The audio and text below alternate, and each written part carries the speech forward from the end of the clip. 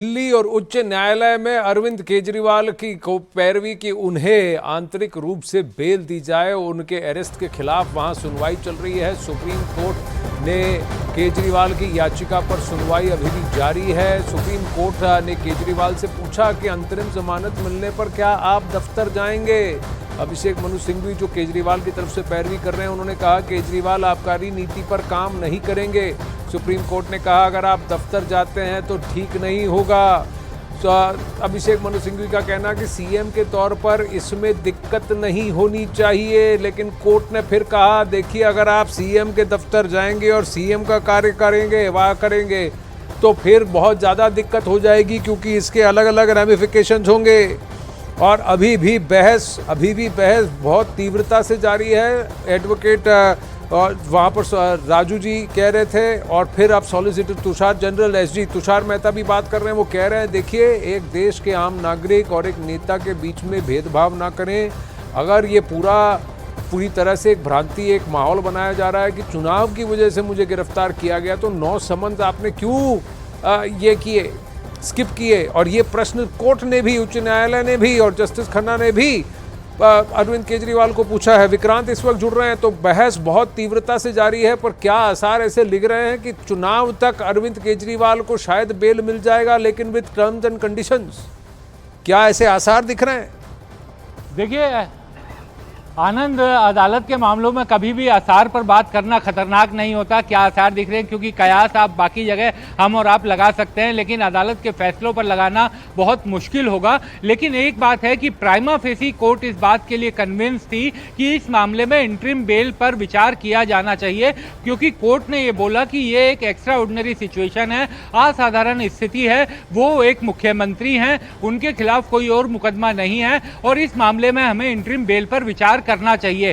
Court ने यह भी कहा कि राष्ट्रीय चुनाव चल रहे हैं देश के, 5 साल में एक बार चुनाव आते हैं, ये कोई फसल नहीं है जो हर 6 महीने में बो दी जाए। और इसके जवाब में सॉलिसिटर जनरल, जो आमतौर पर इस मामले में SV Raju additional solicitor general ही बहस करते थे, लेकिन सॉलिसिटर जनरल भी इस मामले में बीच में आए और उन्होंने ये कहा कि एक किसान या फिर एक जो किराने का व्यापारी होता है उसमें और मुख्यमंत्री में भेदभाव नहीं कर सकते, अलग कैटेगरी नहीं चला सकते। एक मुख्यमंत्री के लिए जितना चुनाव प्रचार और उसकी राजनीति जरूरी है, उतनी जरूरी एक किराना की दुकान व्यापारी के लिए उसकी दुकान होगी। और दूसरा ये कहा कि जेल में 5000 के करीब राजनीतिक कैदी बंद हैं जो राजनेता हैं और उनके खिलाफ आपराधिक मुकदमे हैं, तो एक गलत परिपाटी शुरू ना हो। अभी सॉलिसिटर जनरल ने एक बड़ी दलील दी है। उन्होंने कहा है कि जो आरोपी जिसके अंतरिम बेल पर विचार हो रहा है उसने एक गंभीर अपराध किया है और राइट टू फूड भी एक फंडामेंटल राइट है जिसके बारे में डील करना होगा कोर्ट को।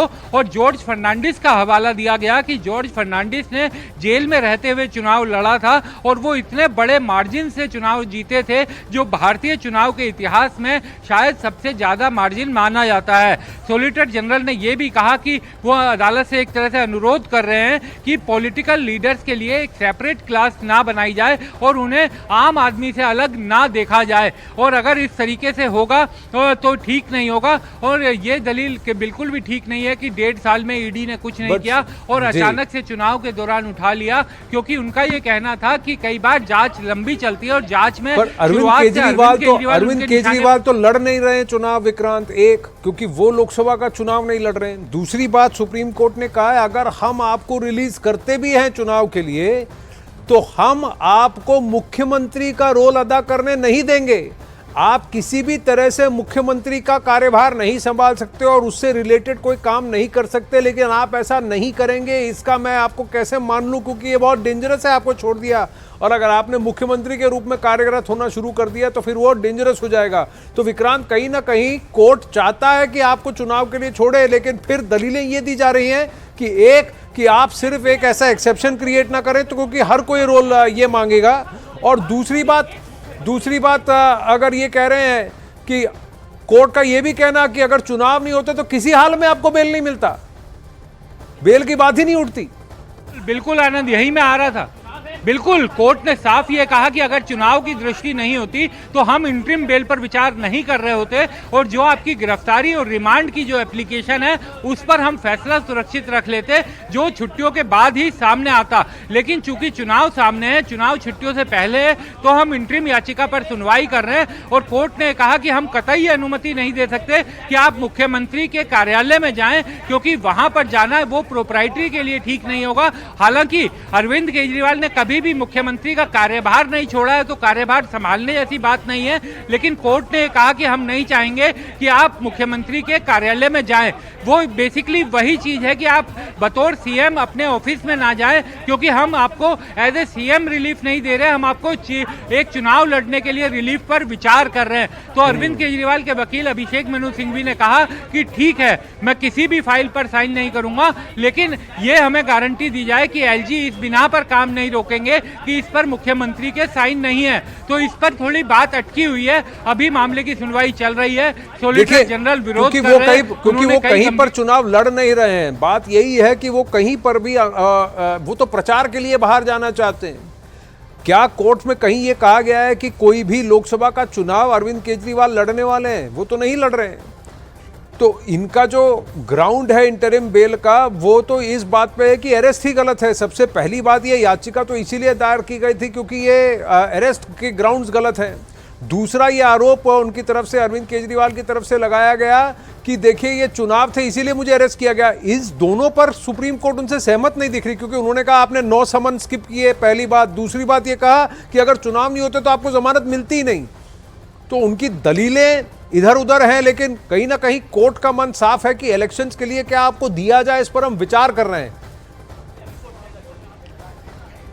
देखिए, बिल्कुल ये तो कोर्ट ने एकदम साफ कर दिया कि हम ये कतई नहीं चाहते कि आप बतौर मुख्यमंत्री अपने कार्यालय में जाएं। वो एक प्रोप्राइटरी का इश्यू होगा, वो ठीक भी नहीं होगा, क्योंकि हम केवल चुनाव के मद्देनजर अंतरिम बेल पर सुनवाई कर रहे हैं। और अभी न्यूज़ 18 इंडिया के दर्शकों को मैं बता दूं कि अभी कोर्ट लंच यानी भोजन अवकाश के लिए उठ गया है और 2 बजे इस मामले की दोबारा सुनवाई जारी रहेगी। तो कोर्ट इस मामले में सुनवाई अब 1 घंटे बाद यानी भोजन अवकाश के बाद करेगा। और आनंद, जहां तक मुझे लगता है कि इंटरिम बेल मिलेगी या नहीं मिलेगी, इस सवाल का जवाब आज ही मिल जाएगा, क्योंकि कोर्ट ये कह रहा है कि कहा है कि 2 बजे आपको सुनेंगे विक्रांत। और एक और बात कि 2:30 बजे हम ऑर्डर पास करेंगे। तो कोर्ट ने यह भी कहा है कि 2:30 बजे हम ऑर्डर पास कर देंगे। तो आधे घंटे की सुनवाई फिर से एनफोर्समेंट डायरेक्टरेट की तरफ से दलीलें सुनी जाएंगी, क्योंकि यही ईडी ने कहा था। ईडी की तरफ से असिस्टेंट सॉलिसिटर जनरल जो है राजू जी, उन्होंने यही कहा था कि हमारी पूरी बात सुनकर ही आप कुछ भी रिलीफ अगर देना चाहे या कोई भी फैसला लेना चाहे लें, हमें हमारी पूरी बात रखने का अवसर दें। और इसमें कुछ बड़ी बातें उन्होंने कही हैं कि अरविंद केजरीवाल को पता था ये पैसा घुमाया गया है, 100 करोड़ रुपया वाया हवाला की बात कही गई है। और दूसरी बात विक्रांत, उन्होंने कहा उनके पास ये भी प्रूफ है कि गोवा में एक 7 स्टार होटल में अरविंद केजरीवाल रुके थे। जी, तो 2 बजे फिर सुनवाई होगी। अभी लंच का ब्रेक है, भोजन अवकाश है, और उसमें आप ऐड कर दें कि कोर्ट ने कहा है कि 2:30 बजे हम ऑर्डर पास करेंगे। जी विक्रांत।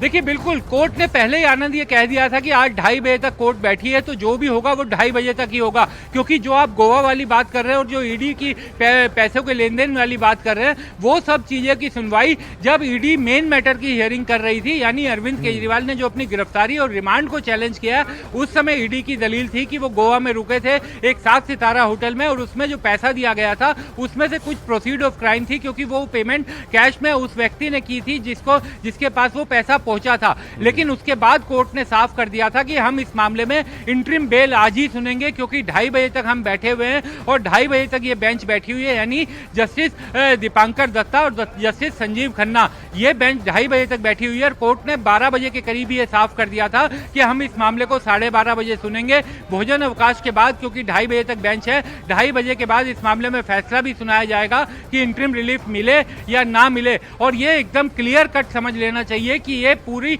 जो इंटरिम रिलीफ है ये केवल चुनाव के मद्देनजर कोर्ट विचार कर रहा है, और अगर चुनाव नहीं होते और चुनाव की दलील नहीं दी जाती, क्योंकि आम आदमी पार्टी, ये सही बात है कि अरविंद केजरीवाल चुनाव नहीं लड़ रहे आनंद, लेकिन आम आदमी पार्टी राष्ट्रीय पार्टी है, उसके मुखिया हैं अरविंद केजरीवाल, ये दलील उनकी तरफ से दी गई है। ये कहा गया है कि स्टार प्रचारक वो पार्टी के हैं, सबसे बड़े स्टार प्रचारक हैं, पूरा चुनाव के लिए पार्टी उन पर आश्रित है। और जिस समय चुनाव की घोषणा हुई थी, यानी 16 मार्च को चुनाव की घोषणा हुई थी और 21 मार्च को उन्हें गिरफ्तार कर लिया गया। उन्होंने टाइमिंग पर ही सवाल सबसे बड़ा उठाया था, इसी कारण कोर्ट इंटरिम बेल पर सुनवाई करने के लिए राजी भी हुई। इसी टाइमिंग की बात करते वक्त कोर्ट ने ये भी कहा कि देखिए आप तो 9 समन्स आपने स्किप किए गए हैं, इस पर भी काफी सियासत जारी है। 2 बजे सुनवाई शुरू होगी, तब तक के लिए इस खबर से आगे बढ़ते हैं।